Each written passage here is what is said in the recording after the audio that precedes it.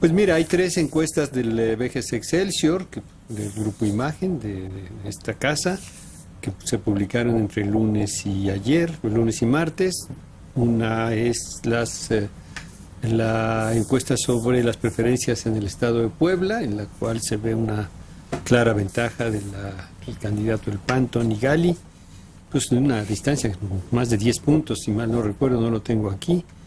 Se ve muy definida esa elección, aunque, bueno, ahorita termino. También publicamos una sobre Zacatecas, en la cual hay una ventaja de 6 puntos del candidato del PRI, una distancia bastante más corta con respecto a David Monreal, el candidato del Morena, ¿no? Son esas dos. Le recuerdo al público lo que dicen, aunque el señor Zavala se enoje mucho, que esto no son pronósticos, son las preferencias del público entrevistado al momento de hacerle la encuesta, ¿no?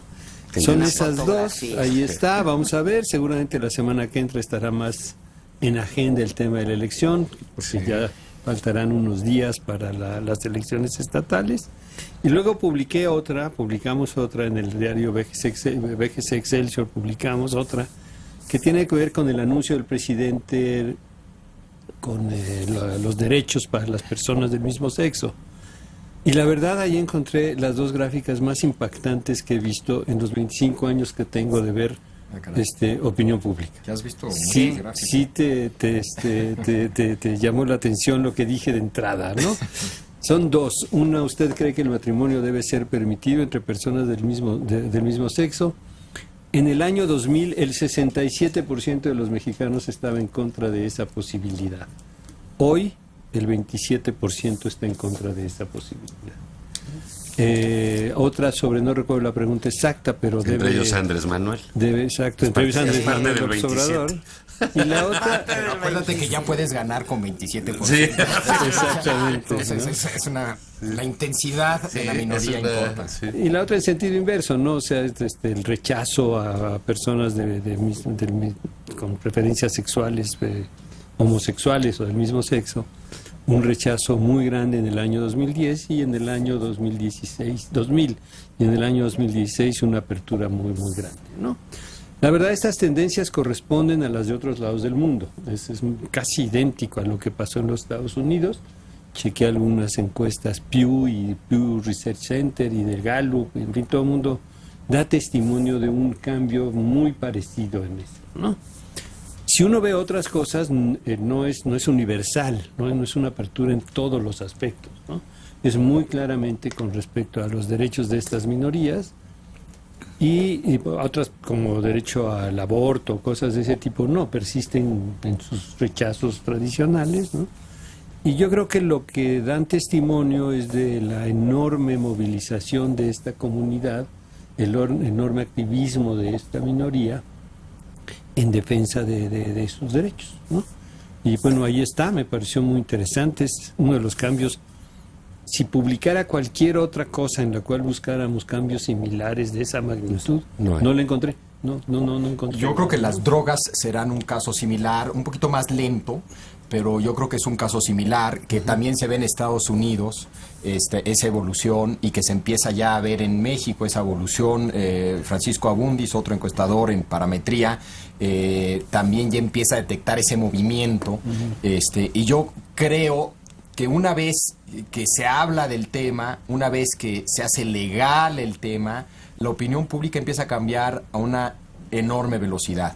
En el caso de los matrimonios de personas del mismo sexo, pues ya desde que la Suprema Corte, bueno, primero junto con la Ciudad de México,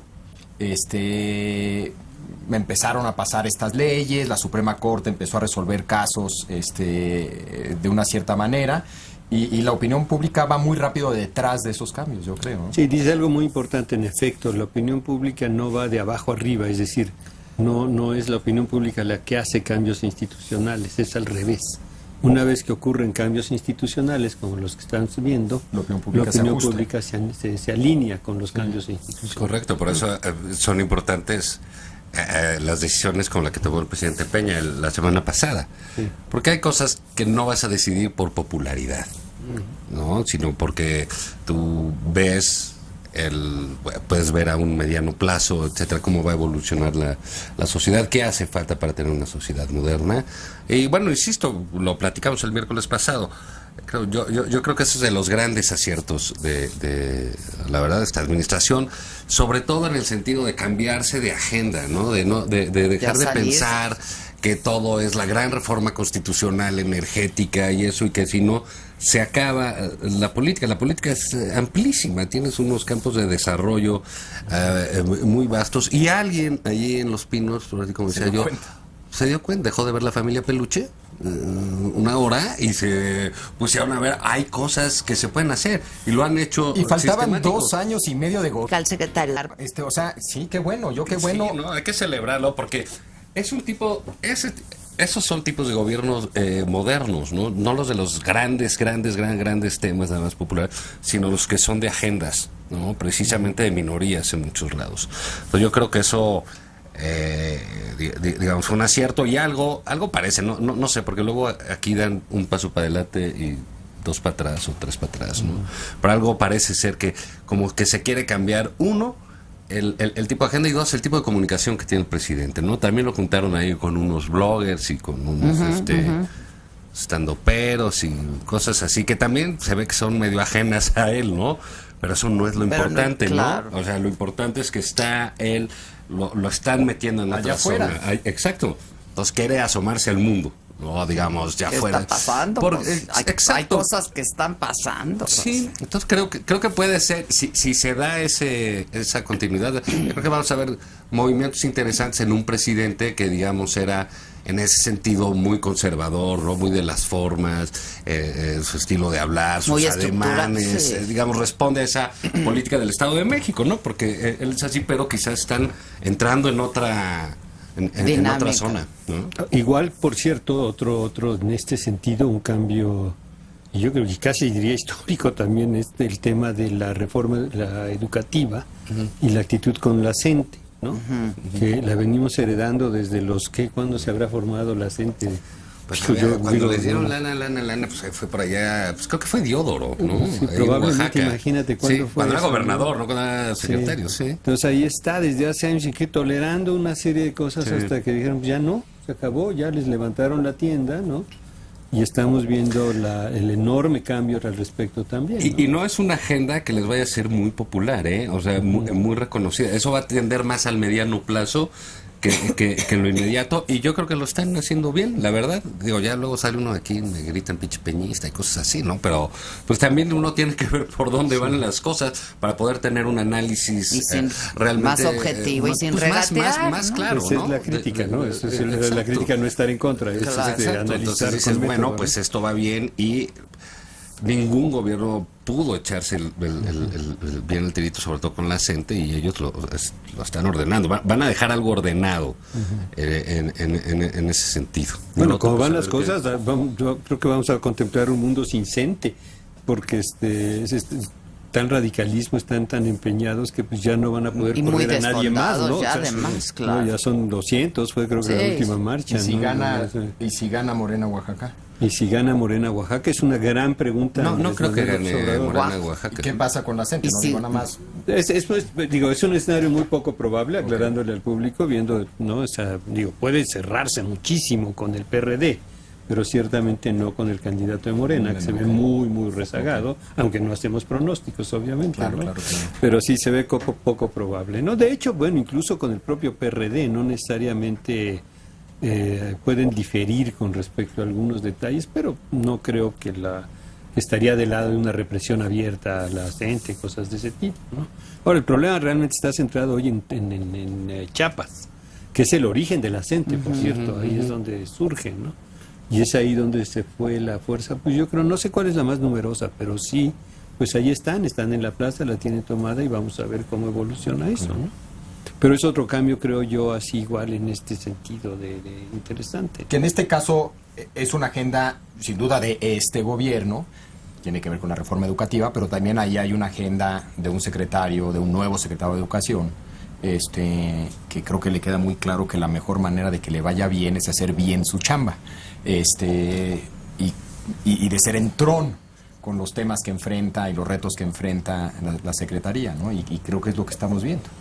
Claro, le va bien, está corriendo un riesgo, porque acuérdate que la misma opinión pública se pasa del lado lo contrario cuando hay algún hecho incómodo, ¿no? Violencia o cosas de ese tipo, ¿no? Entonces, pero pues sí, ahí está otro caso interesante sí. Y hoy te leíamos. Sí, bueno, del peje, claro. Con lo del peje. Bueno, sí, yo es que no entiendo bien por qué una iniciativa ciudadana como es la Ley 3 de 3, que ya hemos discutido aquí si tiene sus excesos o no todo lo que se ha puesto ahí, pero que él la califica de simulación, ¿no? Inmediatamente. Yo no creo, como que no entiendo, por ejemplo, que le parezca simulación pues, la declaración fiscal, porque no creo que nunca en su vida haya hecho una. Yo no creo que haya pagado impuestos nunca, Andrés Manuel. Y entonces le parece inútil hacer una declaración fiscal. Él cree realmente que si le vende el avión a Obama va a resolver todos los problemas que hay. No tiene ingreso, ¿no? ¿no? Entonces no tiene por qué declarar. Sí, entonces dice, pues ¿de qué sirve eso, no? Y lo que me llama la atención es por qué también un esfuerzo ciudadano genuino en esta materia por primera vez tan en forma, tan serio, que incluso pues puede llegar a ser colegislador, ¿no? Podríamos llamarlo de esa manera. Lo descalifica de esa manera tan abierta. Creo que es parte de su manera de ser, es parte de su catecismo, es parte de él ser el centro de todo, pero no deja de sorprender. Y una iniciativa como esa pues le merezca el calificativo de simulación, ¿no? Yo creo que no le gusta Juan Pardinas, y ya le dijo vocero de la Coparmex, y ya como que no le gusta el estilo de la gente, ¿no? Como que los ve preparados y eso como que parece que le lastima el conocimiento a Andrés Manuel López Obrador. Hay algo ahí en él que rechaza la preparación de alguna manera, ¿no? Yo creo que es más bien... Sí, ¿tú crees que vaya por ahí? Sí, claro. No, pues está bien gagada. O sea, la verdad, véanlo, ¿no? O sea, digamos, todo lo que sea así, sus pronunciamientos tan básicos, ¿no? O sea, como decir, no mentir, no robar. Por eso es el catecismo. Pues sí, cuate que va a los 10 mandamientos y sale con sus... Bueno, después de los 10 mandamientos hubo evangelio, hay teología, hay muchas cosas después de ahí. Pero sale con no mentir y no robar. Dices, bueno, qué barbaridad. O sea, es un entendimiento del mundo bastante... limitado, ¿no? Sí. Pero Lord quería decir algo. Sí, no, vamos a ir un corte. Perdón, gracias por mi regalo, Lord. Muchas gracias. Lo más bonito de este regalo es que no sabemos qué hay dentro.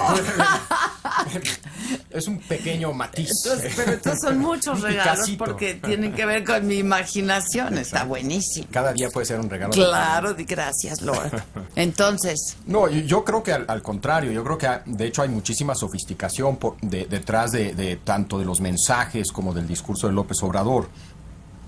Por más que el lenguaje sea un lenguaje que parece que es un lenguaje que uno escucha en una micro, es un lenguaje, creo yo, muy sofisticado en contenido y que conecta muy bien. Él tiene que vender que todos son iguales menos Morena, ¿no? Entonces, ante una iniciativa ciudadana y que la solución no está allá afuera en los ciudadanos, la solución es Morena. Todos son iguales excepto Morena. Y lo que hay en este país es una crisis de confianza con los partidos políticos y los políticos de siempre. Entonces, todo su discurso está alineado en esa dirección. No puede empezar a matizar bueno, esta iniciativa me gusta, bueno, esta parte de la reforma educativa está bien, porque se vuelve el PRD, o el PAN, peor. Entonces, yo creo que es un discurso muy bien pensado, con mucho contenido, independientemente si está uno de acuerdo o no. Y sus tres no decimos mentiras, no robamos, ¿y cuál es la otra? Y no traicionamos al pueblo. Están muy bien pensadas, no robamos, no dice estamos en contra de la corrupción. La corrupción es algo abstracto, es algo sistémico, no hay culpables de la corrupción. La corrupción incluso puede ser hasta algo cultural. Robar... Claro. Robar, ¿quién podría decir que robar es un problema sistémico y cultural? No, la corrupción es un problema sistémico y cultural. Robar y ser un ratero eso, o sea, escogió la palabra, yo creo que pensando en el significado que tenía y más allá de ser una palabra con la que la gente conecta más fácilmente. Están los rateros y están los ladrones. Sí, traicionar al pueblo, no hay nada peor que traicionar a quien sea. Y si traicionas al pueblo, no hay nada más bueno que el pueblo. Entonces está mezclando lo peor, que es la traición, con lo más puro y bueno que es el pueblo. En fin, yo creo que hay un discurso con mucho contenido, muy bien pensado. Está conectando y va a conectar por la coyuntura, está leyendo muy bien la coyuntura. Y lo que sobre todo tiene que convencer a la gente es que Morena es el único que no es como los otros, ¿no? Que no es el PAN, que no es el PRD ya también, que no es el PRI. Que no son estos independientes locos que veto a saber qué intereses representen, que probablemente representan intereses empresariales, bla, bla, bla, bla, bla. Yo creo que un discurso muy bien armado y se apega a su discurso. Clinton, famosamente, yo creo que Peña Nieto, al inicio, en su campaña y al inicio de su gobierno, se apegó a un guión y un discurso, y es muy importante apegarte a un guión y a un discurso, y más en un contexto electoral, ¿no? Yo creo que por las razones que mis dos colegas acaban de exponer, el discurso del señor López Obrador, chato, llano, sin contenido, etcétera, es enormemente peligroso para este país, como lo es para cualquier país del mundo. Ya hoy la misma Unión Europea llama la atención sobre el crecimiento absurdo y desmedido del populismo, derivado y asociado al enojo, a la insuficiencia de crecimiento económico, a una serie de cuestiones que dan. Pero cuando un discurso político se achata de esa manera, en frases simples, populistas, que no tienen ningún contenido programático realizable, o cuyo contenido programático es simplemente irrealizable, la sociedad enfrenta unos riesgos enormes. Y yo espero que efectivamente, que puede prender este discurso en el mediano y en el corto plazo, no lo dudo. Y así va a ocurrir, va a ser efectista, como lo han sido todos los populismos del mundo. Desgraciadamente, cuando vivimos bajo los regímenes populistas mexicanos no se votaba, pero probablemente tenían consensos. Entonces, aquí está, sí, qué bueno, hay un discurso que se está decantando. Quiero insistir en lo vacío de contenidos programáticos reales. El cómo, como dicen en los grupos de enfoque, sí está muy padre, pero que me diga cómo le va a hacer, no existe. Simplemente está descansando en la virtud moral de una persona, lo cual es doblemente peligroso, porque cuando una persona así y logra el poder se la cree y logra avasallar los instrumentos de contención que una sociedad se crea para eso, como son los congresos, los aparatos legales, etcétera, entramos en terrenos de una enorme riesgo para lo que hemos construido, entre otros con la aportación de don Luis H. Álvarez, por ejemplo, con tanto esfuerzo y con tanto cuidado, ¿no? Entonces, sí, ahí está, leeré tu artículo con mucho cuidado, acepto, tú tienes toda la razón. Sí, yo no digo que sea improvisado, o sea, yo creo que todo el riesgo es enorme. Hay un asunto, Veracruz, por ejemplo, que eso es un caso muy claro, ¿no? Mientras los Yunes, el Yunes 1, Yunes 2, como lo quieran ver ustedes, se están peleando y acusando de cosas bárbaras. Ahí va un primo y dice, va a venir mi primo hermano, escondan a los niños porque no es un perverso sexual. Sí, con mucho contenido programático. Sí, yo lo que te iba a decir. Hay más contenido programático en los de López Obrador que en el resto. El otro le dice, tú eres un entregado, y bla, bla, bla, y se están peleando por millones de dólares, y el otro dice, yo nada más tengo 7 casas. Eso es lo que ha trascendido. Se han hecho todas sus ofertas, más o menos. Sí, no, pero digamos, tú lo ves ahí todo lo que sucede. Te lo digo porque incluso algún día lo comentamos aquí, ¿cómo era el debate? Y sale el Cuitláhuac, que es un tipo que hace barricadas y la chingada, ¿no? Es un maestro, digamos, activista. Pero dice, bueno, yo fui diputado como ellos, pero yo doné mi aguinaldo a la universidad. Yo estudié matemáticas, becado por el CONACYT, y regresé a trabajar a la universidad a pagar mi beca. Bueno, ese perfil de candidato, por más básico que nos parezca, pues es más atractivo que los otros dos, güey, que están peleando por ver quién se chingó más lana. Sí. O menos, ¿no? Y quién tiene, en vez de 24 casas, 7 u 8. ¿no? Entonces sí, creo... ¿Qué cosa que... Solo 7. U 8. 7 u 8, yo soy pobre, Si ¿no? es en Polanco o en Nueva York, Sí, pero mi casa está en Polanco, no en Manhattan. Y es de 10 pisos. Sí. Todo un edificio. Entonces sí es cuando ya no solamente es el discurso, sino contrasta una formación, pues, y el Cuitlavo tiene muy pocos recursos, pues no es un López Obrador astuto o hábil, no sé si recuerdan aquella vez con Diego Fernández en el 2000, ¿no? Un mucho más joven Andrés Manuel lo desesperó y le ganó un debate, pues, ¿no? Gana por cansancio. Exactamente. Y tú estabas en Los Pinos y sacabas la foto. Y el otro, escúchame bien, aquí está, que es Los Pinos. Y sacaban la foto con Salinas, ¿no? Entonces, pero digamos, sí, ese discurso sí embona en ese perfil de gente, ¿no? Pero lo que sí sorprende es cómo hay a mí sí me sorprende, ¿por qué un esfuerzo ciudadano así? Tampoco, sí, yo entiendo que él dice la solución es moneda perdida.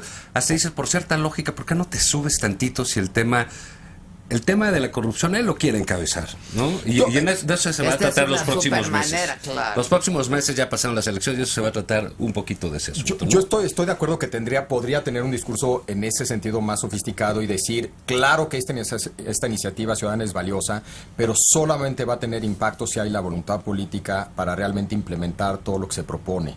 Y solamente Morena tiene esa voluntad política, solamente Morena, ¿me entiendes? Podría tener algo así.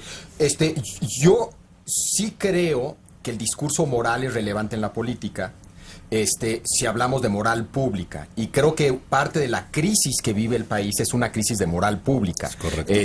Y en ese sentido, yo creo que es correcto que los políticos, o sea, acabamos de escuchar lo que se están diciendo un yunes al otro. Caray, hay un problema de moral pública y un candidato que aproveche ese contexto genuinamente o cínicamente, pues se entiende y se vale. Estoy de acuerdo que también hay una dimensión de política pública y no solamente moral pública que debe acompañar un discurso de moral pública, ¿no? Eso es la iniciativa. Exacto, ¿no? Pero creo que sí se necesitan los dos. Alguien que me venga a decir que va a construir más carreteras, más kilómetros de carreteras. Eso ya estuvo. Eso Sí, no me dice nada, por más que me explique que Porque además ponen su constructora. el problema es de moral pública. Exactamente, se van a construir más carreteras con mi constructora y con la de mi compadre. Bueno, pues está cabrón. Está cañón. Sí. Está cañón. Son muy atascadas. Y lo que creo que... Y yo sí soy de los que defiende una definición neutral del populismo, que no hay que verlo como algo necesariamente malo. ¿Y cuál es esa? Hay una definición técnica, Ajá. si quieren prometo traerla el próximo miércoles, de Philip Schmitter, que básicamente, me gustaría leerla, no la traigo conmigo, no me la sé de memoria, pero básicamente lo que define es que si es un tema de una persona y la habilidad de una persona, ¿no?, de lograr cosas, es la oferta de resolver problemas que nadie más ha podido resolver, ¿sí? Y es una estrategia para llegar a públicos o juntar públicos que nadie ha podido juntar o llegar a públicos que nadie ha podido llegar. Eso puede ser de izquierda, de derecho, con contenido, sin contenido, ¿me entiendes? Pero es una forma de hacer política y puede tener sus virtudes. Tiene de hecho las mismas virtudes y sus vicios, claro, y tiene las mismas virtudes que tiene hoy o que se le dan hoy a los candidatos independientes. ¿Qué es lo que se dice a los candidatos independientes? Que involucra a gente que antes no estaba involucrado, que llega gente que antes no estaban involucradas, que junta grupos que antes no están involucrados, que le da la vuelta a la política tradicional. Obviamente un independiente casi por definición depende de la persona. También es muy personalista una candidatura independiente y ofrece solucionar problemas que nadie ha podido solucionar por el solo hecho de ser independiente. El populismo tiene esas virtudes. ¿Cuáles son los vicios? Que es demagógico o puede ser demagógico, que depende de una persona y de la voluntad de una persona, y ese siempre es riesgoso cuando lo que se necesitan es fortalecer instituciones. Tiene los mismos vicios que muchos acusan a los independientes de tener, ¿no? Claro, ahora, decir una cosa, el populismo. Les recomiendo muchísimo un artículo que se publicó en el Wall Street Journal casualmente el pasado lunes o domingo, no recuerdo bien, escrito por Donald McCloskey, Deirdre McCloskey. Debo decir que Deirdre McCloskey fue mi profesor de teoría de precios en la Universidad de Chicago y hoy es profesora en la Universidad de Noquel, lo cual tiene un libro fascinante respecto a su tránsito de un sexo al otro. En fin, es realmente un personaje grande. Y es uno de los economistas más inteligentes que he conocido en mi vida y una de las mejores plumas en inglés. Fíjate lo que digo, las mejores plumas en inglés. Y trata precisamente el punto de por qué somos más ricos los americanos. Y toca varios aspectos, pero uno dice, es que la mejoría económica de todos como una vocación fundamental del Estado es lo que permite que pues todos ganen más, ¿no? Es decir, no, el populismo, o sea, la vocación hacia la igualdad, hacia la equidad económica, está bien, es algo que sin eso una sociedad o un gobierno fracasa. Eso no es el populismo es la oferta fácil de resolver sin ninguna política pública consecuente o realizable o todo, ¿no? Yo no estoy de acuerdo, porque creo que Cárdenas fue populista. ¿Lázaro? Cárdenas fue populista. O sea, si ahorita pensamos en populismo, también. Getúlio Vargas en Brasil, etcétera. Es decir, si definimos populismo como algo Perón necesariamente, sí, como algo necesariamente malo. Pero aquí es entonces Todo candidato, y es una todo etiqueta. candidato es populista. No, cuidado con confundir contextos con es decir, aquí está implícita una causalidad. Fueron populistas y no le fue mal a los países. Entonces hay una causalidad implícita. El populismo estoy diciendo que no eran ofertas fáciles. No impidió crecimiento económico, pero el contexto le fue muy favorable a esas sociedades en ese momento. La guerra, casi que la sale guerra, de la revolución, salud, bueno, crecimientos del 8%, 7-8%, ¿no? Entonces ahí habría que el análisis que no hemos hecho es el contrafactual, hasta dónde hubieran llegado sin esos gobiernos populistas, ¿no? Lo que Entonces, yo lo que quiero decir es que si sí, definimos de entrada populista, como mucha gente define neoliberal, como algo necesariamente malo, pues entonces se vuelve una etiqueta que no es muy útil. Por pero eso creo me que gusta. sí le cabe a López Obrador, porque yo no le he visto matices. No, yo no estoy diciendo que no es populista.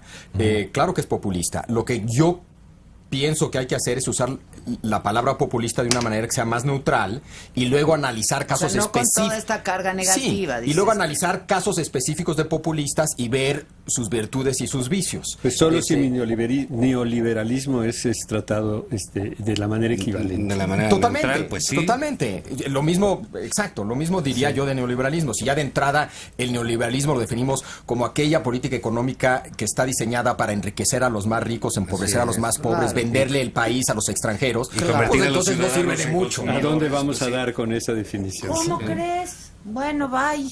¿Ya nos vamos? No hemos Ya, cantado un momentito. las No me han mañanitas. cantado Felicidades. nada. Qué suerte tienes, Adela. Por que no hemos favor, cantado. Nacho tiene algo que decir. Zaval. Para que te interrumpan, Yo creo que... El Q está dado. El mío está dado. Bueno, Muchas feliz gracias, cumpleaños. muchas Muchas gracias. felicidades. Fue muy rápido esto. Llévale de estos a tus hijitas. Sí, Muchas les llevo gracias. Sí, no, yo estoy Gracias. para la... Para la que quería. Come No, eso, pero la es crema. para la hija de mi esposa. Tiene una hija Ah, de ok. 5 años. Para mi Ah, hija, esto es súper. Para tu hija. Para mi hija. Sí. Para tu hija.